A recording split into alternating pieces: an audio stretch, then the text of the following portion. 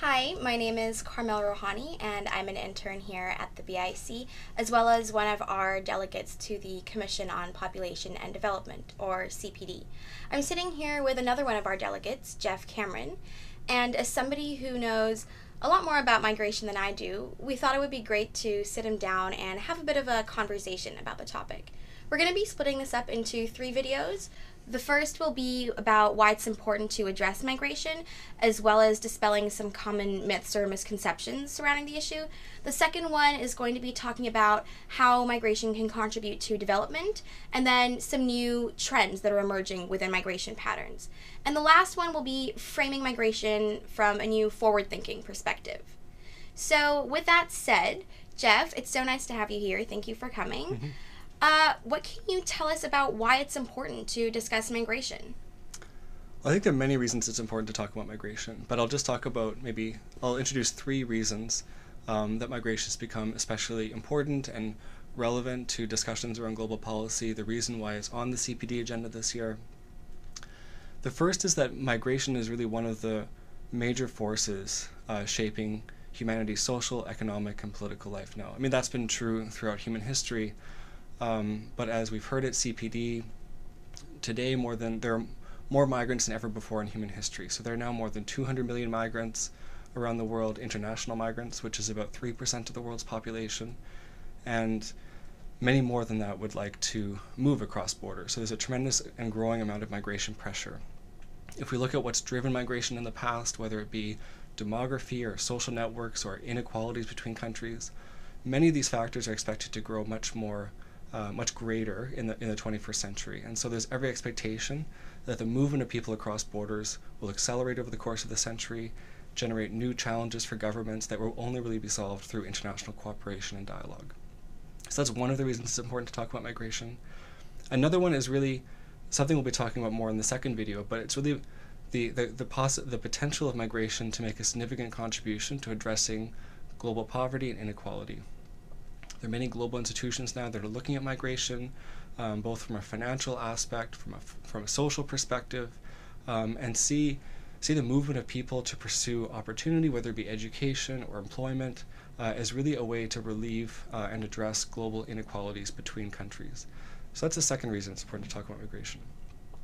A third is a much kind of bigger question, and it's really migration really brings into focus certain essential questions about how we think about diversity in our societies, how we accommodate diversity, how we become conscious of our fundamental oneness in really practical ways. So a question that often arises in conversations about migration is how we balance the concerns of those who wish to expand freedom of movement, increase the choice of individuals, with others who really value the strength of community bonds and social cohesion, and also those who are mindful of the responsibility of institutions to care for those who fall within their jurisdictions. And so migration really brings into focus a lot of really fundamental questions about how the individual, community, and institutions relate to each other in a society that is increasingly diverse and that in which people are increasingly mobile.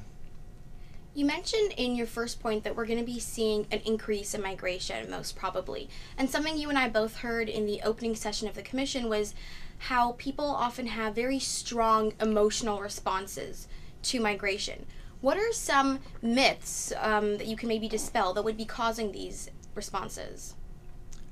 Well, I think there are many misconceptions about migration, and some of these misconceptions are national specific. So depending from country to country, there might be different views of migration. But if we look in general at a macro level, I can talk about 3 specific misconceptions about migration. The first is that there's a view that the existence of a world defined by nation states, national boundaries, and borders necessarily means a world in which there have to be high obstacles to human movement. And we may accept this as a normal condition of the world today, but in fact, about a century ago in the 19th century, there's an extended period of time where many states consciously dismantled borders, or not borders, but barriers to human movement, where passports really became essentially irrelevant. This is true in many parts of Europe, in the Americas, even in parts of Asia, this is true. So really, if we talk about living in an age of globalization and global integration, that we're living in a second or third wave of globalization today. The first wave was during the 19th century, a time when many states allowed people to move freely across borders. And so the natural state of affairs in a world defined by nation states is not necessarily one where there have to be high barriers to human movement. The second common misperception about migration is that poverty, or particularly extreme poverty, is a cause of migration. Migrants themselves are often, most people don't want to migrate despite their difficult circumstances for whatever reason. The people who are willing to move and to seek opportunity in another country or across a border are often those who are inclined to take risks, who are adventurous by their nature.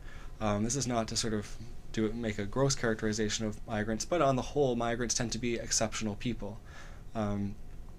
That being said, what we know about the drivers of migration tend to be to a certain extent income disparities, but those who are often able to move are those with a certain degree of resources, with a certain level of education, with social networks abroad.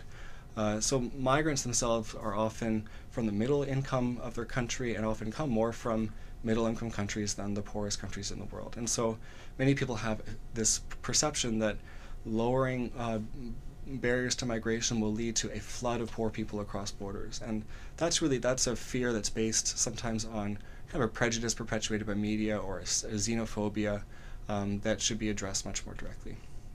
The third misperception about migration is that when people move to a country, they're a net cost to those countries and to those societies. In fact, there have been many studies done that have shown, just to connect to the point I made earlier, that migrants are often a source of innovation for the countries they move to. They often make contributions socially, culturally. They're net contributors to state finances. There are sometimes misperceptions that migrants depress wages. The economics literature has really debunked that myth. So in fact, most researchers on the subject now agree that migrants themselves make net contributions to the societies they move to. Well, thank you so much. Having lived somewhere like South Africa that's really plagued by xenophobia, I think I can definitely agree with you that it's important to know what's right and what's wrong when you're talking about migration. For those of you interested in following the rest of this conversation, our next video is going to be talking about contributions that migration can make to development, as well as some new trends that are emerging.